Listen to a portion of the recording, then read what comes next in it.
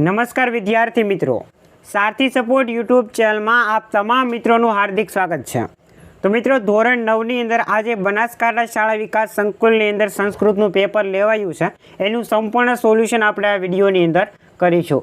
તો વિડીયોને તમે અંત સુધી જોતા રહેજો અને વિડીયો પસંદ આવે તો લાઇક, શેર અને ચેનલને સબસ્ક્રાઈબ કરવાનું ભૂલતા નહીં। તમારો વધુ સમય ના લેતા આપણે સોલ્યુશન તરફ આગળ વધીએ। તો સૌથી પહેલાં મિત્રો વિભાગ એ હતો, તો વિભાગ એની અંદર નીચે આપેલા સંસ્કૃત શબ્દોના સાચા અર્થ સામે આપેલા વિકલ્પોમાંથી શોધીને લખવાનો છે।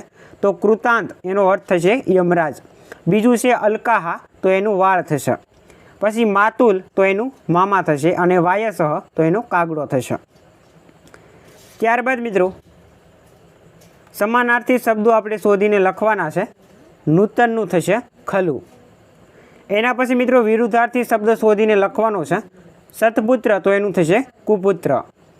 ત્યારબાદ પુલ્લિંગ શબ્દ શોધવાનો છે, તો જ્વર અને સમય આ બે છે પુલ્લિંગ શબ્દ છે।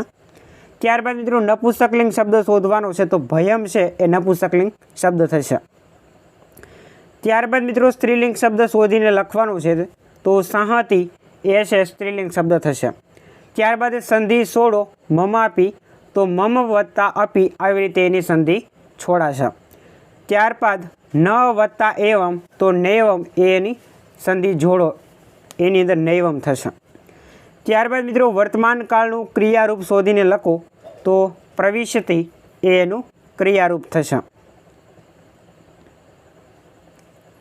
ત્યારબાદ સામાન્ય ભૂતકાળનું રૂપ લખવાનું છે, તો ભવિષ્યતિ એ ભૂતકાળનું રૂપ થશે, ભવિષ્યકાળનું, સામાન્ય ભવિષ્યકાળનું। ત્યારબાદ મિત્રો હયસ્તન ભૂતકાળનું રૂપ શોધીને લખો, તો અગચ્યત એ હયસ્તન ભૂતકાળનું રૂપ થશે। ત્યારબાદ નીચેના આપેલા રૂપોમાંથી દ્વિતીય એકવચનનું રૂપ શોધીને લખવાનું છે, તો જલમ છે એ દ્વિતીય એકવચનનું રૂપ થશે।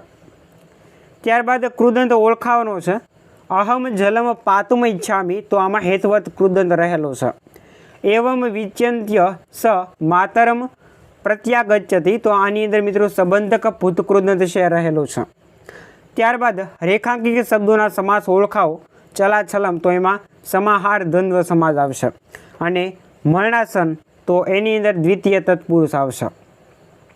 ત્યારબાદ મિત્રો વિભાગ બી તરફ આપણે આગળ વધીએ, તો યોગ્ય રૂપ પસંદ કરીને ખાલી જગ્યા પૂરવાની છે। તો પહેલી ખાલી જગ્યાની અંદર સર્વથા આવશે અને બીજી ખાલી જગ્યાની અંદર કર્મ આવશે। ત્યારબાદ કૌંસમાં આપેલા શબ્દોનો પ્રયોગ કરીને પ્રશ્ન વાક્યો બનાવો, તો અહીં જે નીચે લીટી કરેલી છે એની જગ્યાએ કેન અને અહીં ઋગ્વેદની જગ્યાએ ક લખીને પ્રશ્નાર્થ ચિહ્ન તમે કરી દેશો એટલે પ્રશ્નાર્થ વાક્ય બની જશે। એના પછી મિત્રો નીચેનો એક સંસ્કૃતનો ફકરો આપેલો છે, વાંચીને તમારે જવાબ આપવાના છે। સંચાર કીદૃશઃ, તો વિચિત્ર રુચિ એ તમને આપેલો છે, રુચિરપમ સંચારમ, એવી રીતે તમે આખો જવાબ લખી શકો।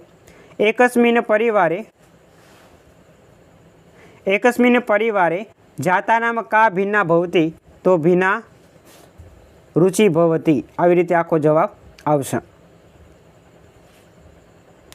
એના પછી મિત્રો ગદ્યખંડ સુધારીને ફરીથી લખવાનો છે, અહીં તમને જવાબ પણ મેં આપેલા છે કે આ શું મૂકવું એ રીતે। એના પછી વિભાગ સી એ, તો મિત્રો વલ્લભીમાં કયા કયા આચાર્યો થઈ ગયા, તો સ્કંદ, સ્વામી, થીરમતી, ગુણમતી આ બધા તમે એમાં લખી શકો। એના પછી મિત્રો સરક સંહિતા ગ્રંથમાં કેટલા પ્રકરણ અને કેટલા અધ્યાય છે, તો 8 પ્રકરણ છે અને 120 અધ્યાય છે। ત્યારબાદ સાંજના સમયે ગુફાને જોઈને સિંહે શું વિચાર્યું, તો કે નક્કી આ ગુફામાં કંઈક જીવ આવશે એવું એને વિચાર્યું હતું। અથવા યુવક પોતાને ઘટપંડિત શા માટે માને છે, તો કે ઘડાની જેમ જ્ઞાનથી ભરેલો હોવાથી યુવક પોતાને ઘટપંડિત માને છે। ત્યારબાદ મિત્રો ગુજરાતી ભાષામાં જવાબ લખવાના છે। યોગીઓ કોના દર્શન કરે છે અને કેવી રીતે, તો ધ્યાનની અવસ્થાને પહોંચેલા મન વડે યોગીઓ છે દિવ્ય પરમેશ્વરના દર્શન કરે છે। એની અંદર મિત્રો મિત્ર શા માટે શત્રુ થઈ જતો હોય છે, એની અથવામાં રાજા અને ભિક્ષુક બંને લોકનાથ શા માટે છે, આ બંનેનો જવાબ તમારે આપવાનો હતો।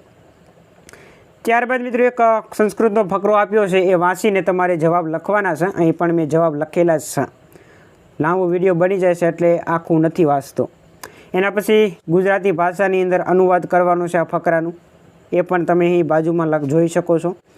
ત્યારબાદ શ્લોક પૂર્તિ છે વિભાગ એની અંદર. પછી ટિપ્પણી છે, ચિત્રગ્રેવ કબૂતરનો રાજા અભિમન્યુ અથવા આચાર્ય ચરક, અને લાસ્ટ અર્થ વિસ્તાર આપેલો છે. એ લાસ્ટ અર્થ વિસ્તારનો જવાબ પણ તમે અહીં જોઈ શકો છો. અહીં મેં લખેલા જ છે શ્લોક પૂર્તિનો એ બધા. ઓકે, તો આશા રાખું કે આજનો આ વિડીયો પસંદ આવ્યો હશે. અને જે શાળા સંકુલની અંદર પેપર બાકી છે એના માટે પણ આ વિડીયો છે ખૂબ જ અગત્યનો સાબિત થશે. તો તમારા મિત્રો સુધી વિડીયોને શેર કરવાનું ભૂલતા નહીં. મળીશું આપણે આવા જ નવા વિડીયો સાથે. જય હિન્દ, જય ભારત.